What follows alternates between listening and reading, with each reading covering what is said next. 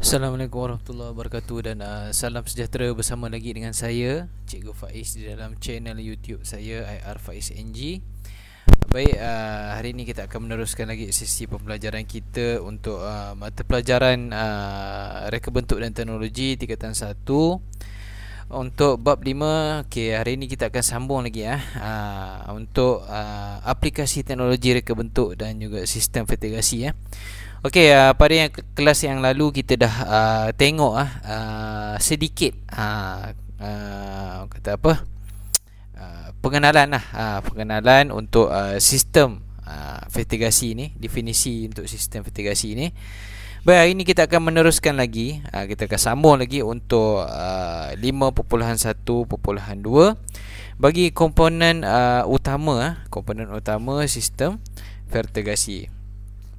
Okey, sebelum tu apa khabar semua? Jadi cikgu harap anda sentiasa berada dalam keadaan yang baik dan sentiasa diberikan kekuatan untuk meneruskan sesi PDPR ini.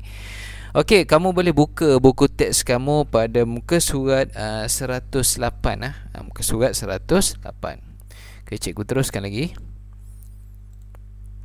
Okey, baik.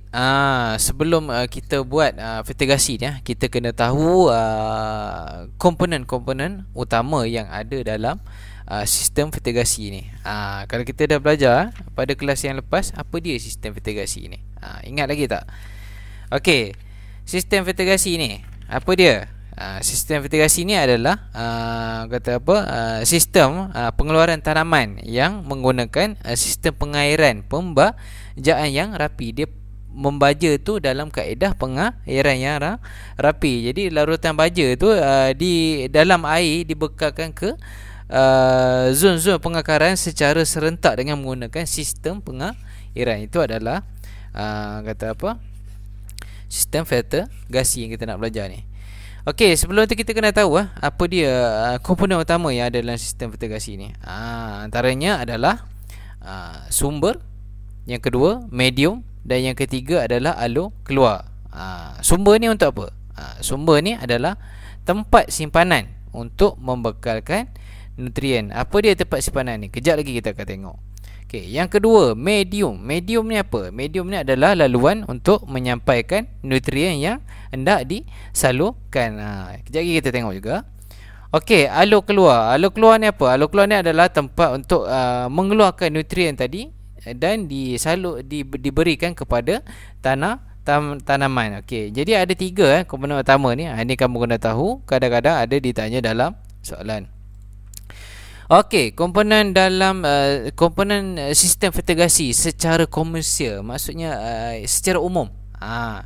Okey, yang pertama tadi kan, kamu boleh tengok buku teks kamu 108 yang dikatakan tadi sumber. Sumber tempat untuk simpan bekalan nutrien dan juga medium untuk laluan penyampaian dan nutrien, dan juga alur keluar ialah tempat keluar nutrien untuk tanaman. Yang pertama kita tengok sumber. Sumber ni gambar yang pertama ni. Ini adalah gambar tangki. Okey, tangki ni fungsi dia apa? Tangki ni fungsi untuk menakung larutan baja. Maksudnya larutan baja tu dicampurkan dan dimasukkan ke dalam tangki. Okey, pengaliran larutan baja ke sistem pengairan dilakukan dengan menggunakan pam air ataupun secara tarikan graviti.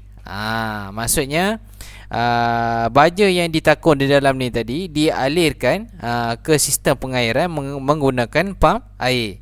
Okey, yang kedua ni adalah pam air. Pam ni fungsi dia apa? Fungsi dia adalah untuk pam lah larutan baja yang ada dalam tangki ni tadi. Tak kira baja ke larutan baja ke ataupun larutan air sahaja ke, untuk bekalkan nutrien ke sistem pengairan vertigasi. Okey, pam ni dia bukan boleh main pakai je. Dia dipilih bergantung kepada luas tapak, keadaan tekanan air dan jumlah bilangan yang tanaman yang diusahakan. Okey, yang ketiga, set penitis ataupun dipanggil dripper ataupun tiup mikro ataupun nipple. Okey, apa dia benda ni? Benda ni lah yang akan dicocok ke dalam lubang paip yang tebuk. Ni nipple ni dicucuk pada lubang paip yang ditebuk. Paip dicucuk nipple. Okey, lepas tu disambungkan pula dengan tiup makro. Tiup makro ni sambung ke ujung ni dan disambungkan ke penitis. Penitis ni pula dicocokkan ke tanah ataupun medium ataupun bukan tanah, media lah, medium untuk kita tanam tadi, fertigasi tadi, cocok dalam poly bag. Jadi melalui penitis ni lah nutrien tadi, baja yang ditakung dalam tangki tadi akan dialirkan, akan dipumpkan pergi ke tanaman yang diusahakan. Okey, yang keempat, penapis.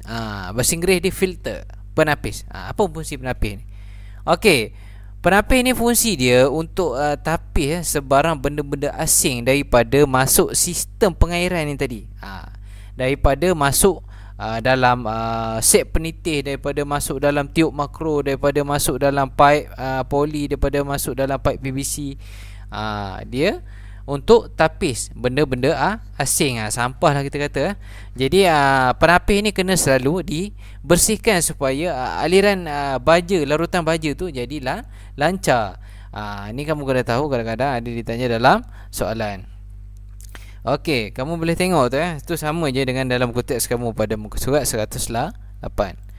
Okey, yang seterusnya muka surat 109. Atas sekali dipanggil timer. Timer ni adalah alat pengatur masa. Apa dia fungsi alat pengatur masa ni? Alat pengatur masa ni dia berfungsi untuk mengawal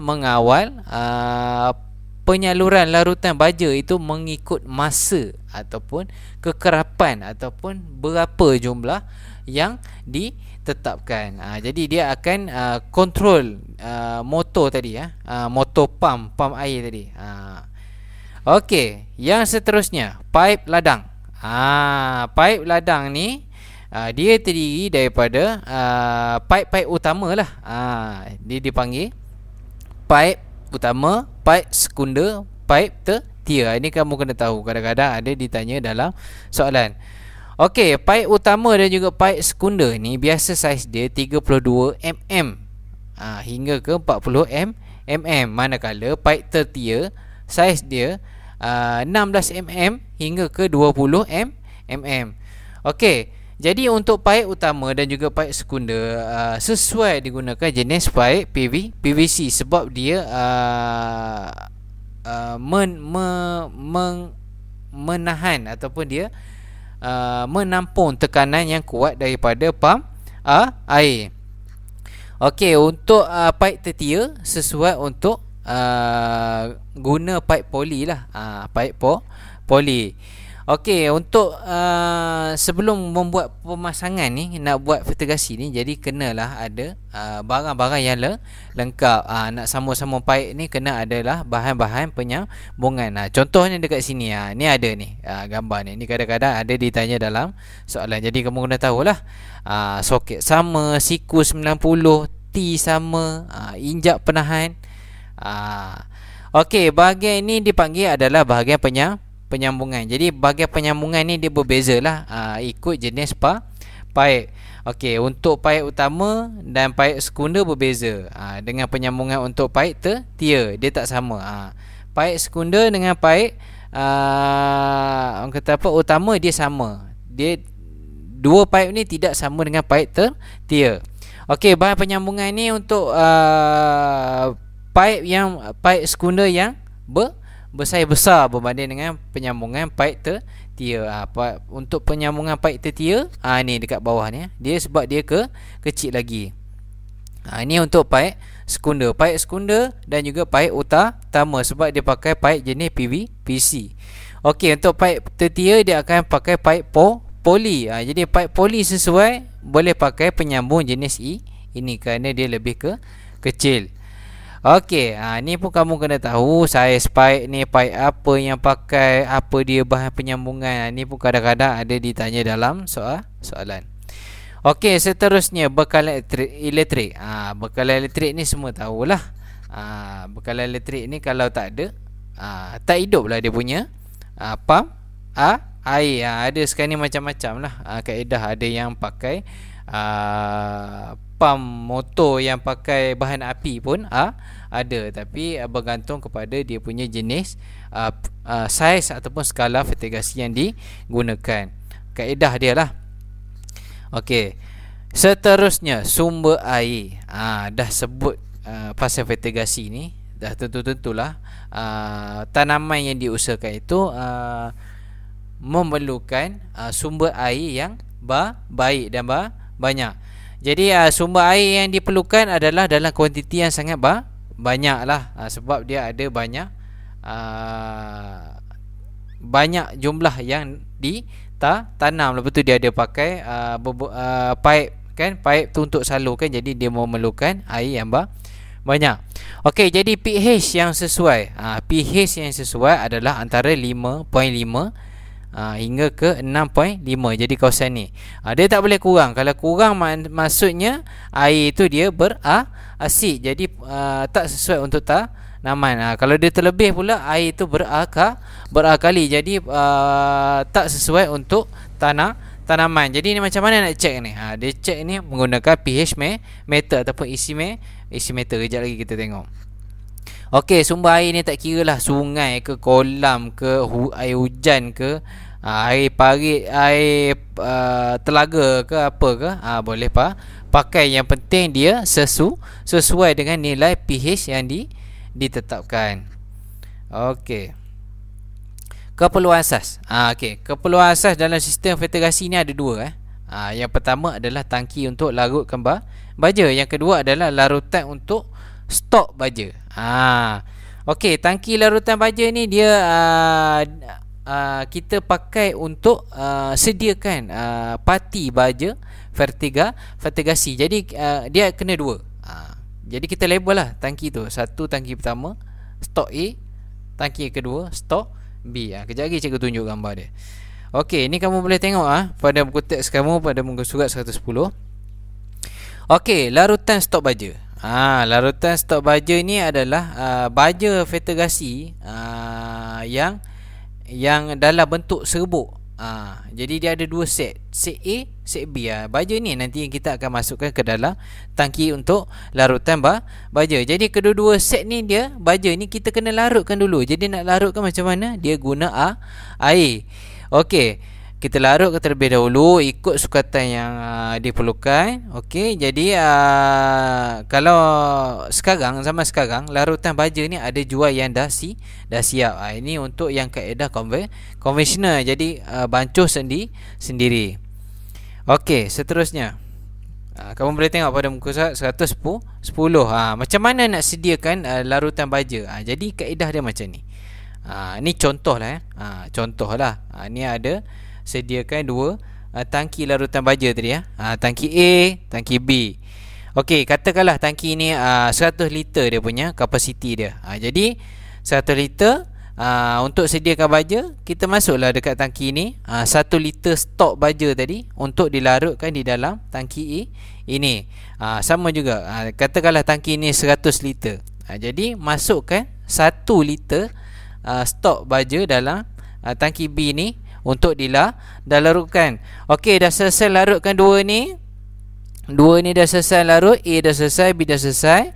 Cari pula orang kata apa, alat macam bekas yang penyukat tu untuk ambil ikutlah berapa sukatan yang betul, dan masukkan pula ke tangki C. Tangki C ni tadilah ni tangki yang kita ni tadi, tangki nutrien. Ini kamu boleh tengok. Dah masuklah ni, nanti pump dia akan pump pergi ke pipe yang telah ditetapkan tadi, sampailah dia ke polybag lah. Okey, media tanaman.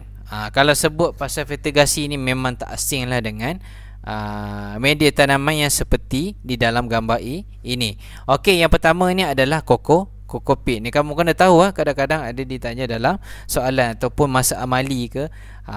Yang kedua adalah pit moss. Pit moss ni adalah dipanggil, kalau bahasa ni dia lumut sphagnum. Dia sejenis lumut. Okey, yang bawah ni adalah Sekam padi ni dia dihasilkan daripada biji padi yang sudah kata apa, dikisar lah. Jadi sekam padi ni ada dua. Satu sekam padi bakar, satu lagi sekam padi mentah dan tak dibakar.